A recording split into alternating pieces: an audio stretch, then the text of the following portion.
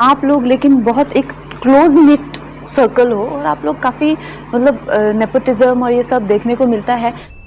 Hello दोस्तों, welcome to my channel doctor Mit. दोस्तों, nepotism हर जगह पाया जाता है, ह्यूमन से लेकर एनिमल तक। आज मैं आप लोगों को नेपोटिज्म से रिलेटेड बहुत ही इंटरेस्टिंग चीज़ बताने वाला हूँ।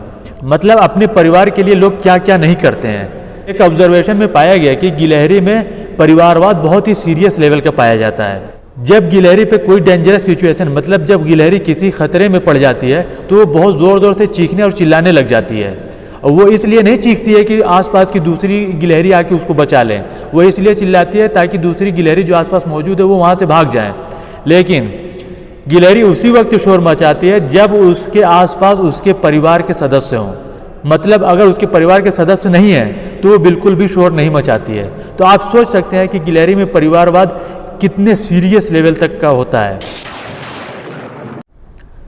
सुशांत सिंह राजपूत की सुसाइड के बाद लोग बॉलीवुड में परिवारवाद मतलब नेपोटिज्म को ब्लेम करने लग गए हैं और स्टार किड्स को ट्रोल किया जाने लग गया है। सबसे ज़्यादा अनन्या पांडे और अर्जुन कपूर को ट्रोल किया गया और ट्विटर पर #बाइकआउट करण जौहर और #नेपोटिज्म ट्रेंडिंग में ले आया गया।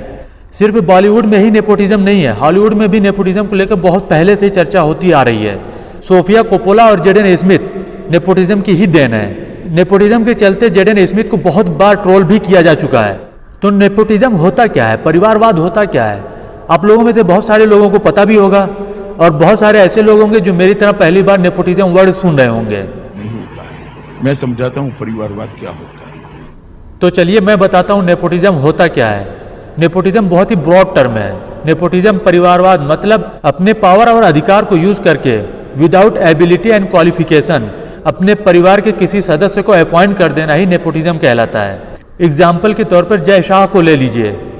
क्रिकेट से रिलेटेड उनकी क्या क्वालिफिकेशन है, लेकिन उनको बीसीसीआई का सेक्रेटरी बना दिया गया है। जय शाह की सबसे बड़ी क्वालिफिकेशन यह है कि वो विश्व की सबसे बड़ी पार्टी के अध्यक्ष अमित शाह जी के बेटे हैं। अब कुछ लोग बोलेंगे कि जय शाह को बीसीसीआई का सेक्रेटरी बना दिया गया है तो उससे प्रॉब्लम क्या हो रही है? तो भाई, जो प्रॉब्लम देश को राहुल गांधी के प्रधानमंत्री बनने से होगी वही प्रॉब्लम जय शाह जी को बीसीसीआई के सेक्रेटरी बनने से क्रिकेट बोर्ड को हो रही है। नेपोटिज्म हर जगह पाया जाता है, पॉलिटिक्स, बिजनेस से लेकर बॉलीवुड तक। यहाँ तक कि चर्च, मंदिर और मस्जिद में मौलवी और पुजारी के अपॉइंटमेंट को लेकर परिवारवाद चलता है। दोस्तों, आप बात करते हैं नेपोटिज्म को जस्टिफाई किस तरीके से किया जाता है। बॉलीवुड में स्टार किड्स नेपोटिज्म को जस्टिफाई करने लग गए हैं कि हमें बचपन से ही ट्रेनिंग मिलती है और हम उसी माहौल में बड़े होते हैं और हमें एक्टिंग स्कूल में एजुकेशन मिलती है और हमारे खून में एक्टिंग दौड़ती है। इस तरीके से उसको जस्टिफाई करने की कोशिश भी की गई। नेपोटिज्म की जस्टिफिकेशन में एक बहुत ही इंटरेस्टिंग जस्टिफिकेशन यह है कि Asclepius, the Greek God of healing, Asclepius से रिलेटेड ये माना जाता है कि डिजीज का किस तरीके से ट्रीटमेंट किया जाएगा इसकी नॉलेज सबसे पहले एस्क्लेपियस को ही थी। लेकिन एस्क्लेपियस को यह मानना था कि ये गॉड गिफ्टेड नॉलेज है और इसको किसी और के हाथ में नहीं लगने देना है। एस्क्लेपियस का मानना था कि अगर ये नॉलेज किसी और के हाथ में चला गया और वो उसका गलत इस्तेमाल किया तो जिसकी वजह से प्रॉब्लम हो सकती है। और इस जस्टिफिकेशन के साथ इस नॉलेज को सिर्फ अपनी परिवार में 16 पुश्तों तक रखा गया। 16वें पुश्त में हिप्पोक्रेट ने इस नॉलेज को सारे लोगों के लिए ओपन कर दिया और सबको आम कर दिया, इस डर से कि कहीं एक परिवार के चक्कर में ये नॉलेज खत्म ना हो जाए। इसीलिए हिप्पोक्रेट को फादर ऑफ मेडिसिन भी कहा जाता है। बिजनेस में नेपोटिज्म के चलते अगर लॉस होगा तो वो पर्सनल लॉस होगा, उसकी फैमिली का नुकसान होगा।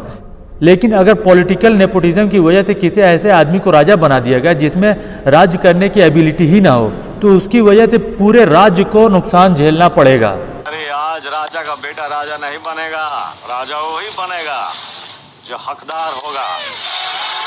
नेपोटिज्म से कुछ फायदे भी हैं, जैसे उन लोगों को फायदा होता है जिन पर कास्ट के नाम पर, रिलीजन के नाम पर, उनके काले या गोरे होने के नाम पर उन पर कई पुश्तों से जुल्म किया जाता रहा हो, तो उस हालत में नेपोटिज्म फायदेमंद होता है ताकि आने वाली जनरेशन को उस डिस्क्रिमिनेशन से बचाया जा सके।